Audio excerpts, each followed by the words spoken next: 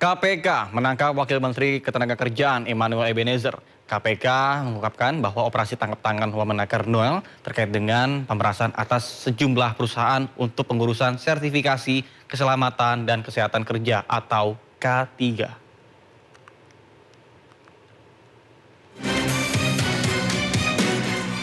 Komisi Pemberantasan Korupsi menyebut operasi tangkap tangan yang dilakukan terhadap Wakil Menteri Ketenagakerjaan Immanuel Ebenezer terkait dengan dugaan pemerasan.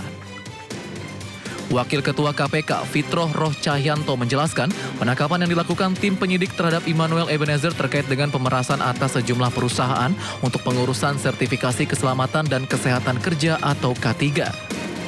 Di mana pengurusan sertifikasi K3 oleh industri dilakukan dengan mengajukan izin ke Kementerian Ketenagakerjaan. Fitroh Roh Cahyanto menegaskan, dugaan praktik pemerasan pengurusan sertifikasi K3 tersebut berbeda dengan perkara pemerasan rencana penggunaan tenaga kerja asing atau RPTKA yang saat ini diusut KPK di lingkungan Kemnaker. Pada perkara RPTKA Kemnaker, KPK telah menetapkan 8 orang tersangka, yang diantaranya adalah 2 orang mantan Dirjen Bina Penta dan PKK Kemnaker. Selain Wamenakar Ebenezer, KPK juga tangkap 10 orang terkait dugaan pemerasan perusahaan sertifikasi K3. Dugaan pemerasan tersebut dilakukan Wamenakar terhadap sejumlah perusahaan. Wamenakar Immanuel Ebenezer dan 10 orang lainnya ditangkap pada Rabu malam 20 Agustus 2025. KPK memiliki waktu 1 kali 24 jam untuk menentukan status dari pihak-pihak ditangkap tersebut, termasuk status Wamenakar Ebenezer. Adapun penangkapan ini merupakan operasi tangkap tangan pertama anggota Kabinet Merah Putih pertama yang terjaring OTT KPK. Dari Jakarta, IDX Channel.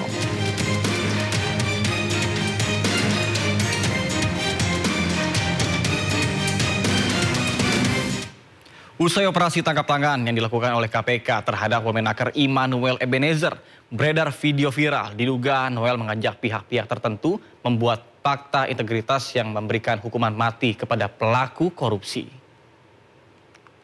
Fakta integritas, kalau nipu rakyat, hukum mati. Kalau korup, hukum mati. Berani nggak? Dan saya akan mengajak siapapun nanti kandidat bikin fakta integritas. Kalau korup, siap dihukum mati. Gitu.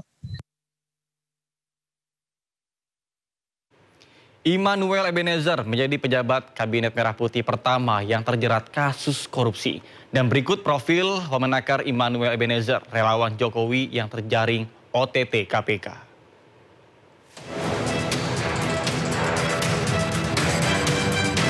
Wakil Menteri Ketenagakerjaan Immanuel Ebenezer menjadi sorotan publik lantaran terjaring operasi tangkap tangan KPK terkait kasus pemerasan pengurusan sertifikasi keselamatan dan kesehatan kerja atau K3.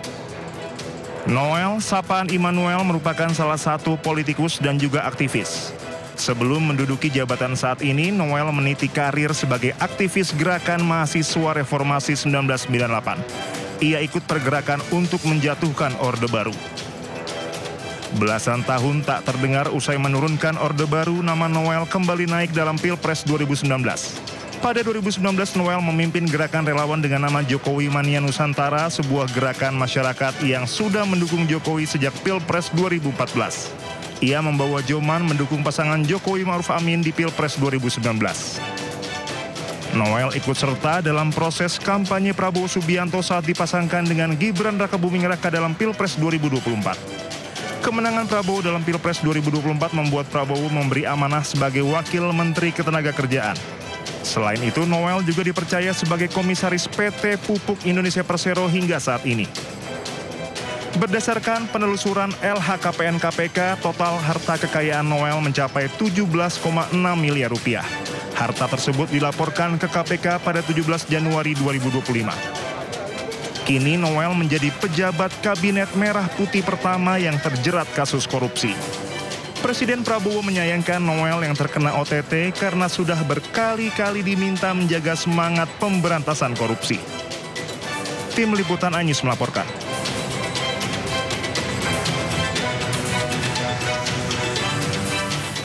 Sebelum terjaring operasi senyap KPK, Wamenakar Immanuel Ebenezer rajin melakukan sidak ke sejumlah perusahaan. Sidak dilakukan terkait dengan berbagai isu ketenagakerjaan. Bahkan tidak jarang dirinya terlibat adu mulut dengan pihak perusahaan.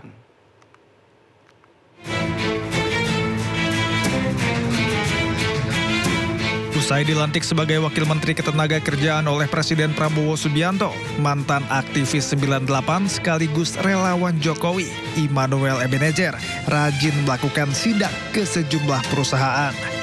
Sidak dilakukan terkait berbagai isu ketenagakerjaan seperti ancaman PHK massal dan penahanan ijazah karyawan oleh perusahaan. Oktober 2024, Noel, begitu sapaannya, mengunjungi PT Sri Rezeki Isman atau Sritex di Sukoharjo, Jawa Tengah. Noel menyebut kunjungan ke perusahaan raksasa bidang tekstil ini atas perintah langsung Presiden Prabowo Subianto di tengah isu pilot yang berujung pada PHK massal 50.000 buruh Sritex. April 2025, Noel bersama Wakil Wali Kota Surabaya Armuji mendatangi sebuah perusahaan. Sang pemilik perusahaan, Jan Huadiana, diduga menahan ijazah puluhan karyawannya serta adanya dugaan pelanggaran industrial lainnya. Dalam sidak ini, Wamenaker mengaku sangat kesal dengan Diana yang dinilai tidak kooperatif dan selalu berkelit.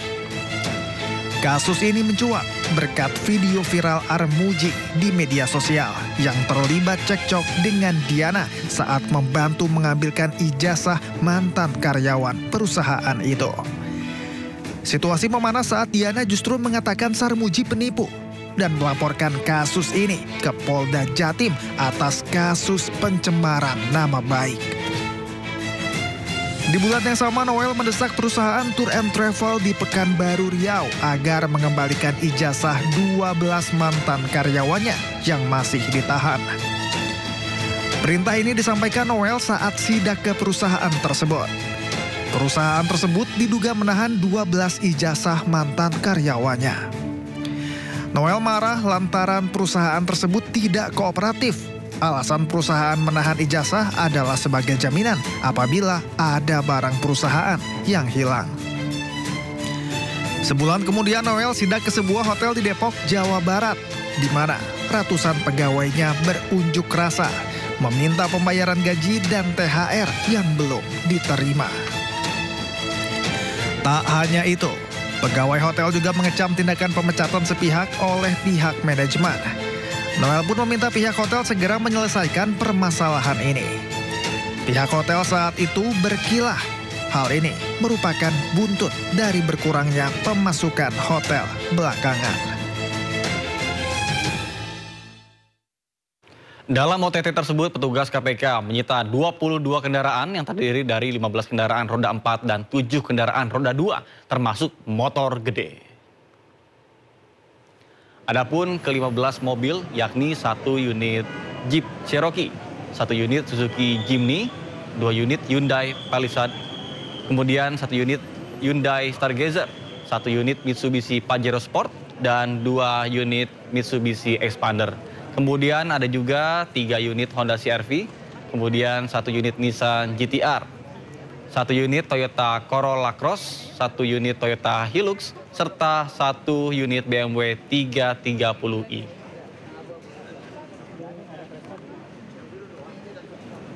KPK juga menyita 2 unit Vespa dan 5 unit motor sport merek Ducati. Diperkirakan total ini mencapai lebih dari 11 miliar rupiah.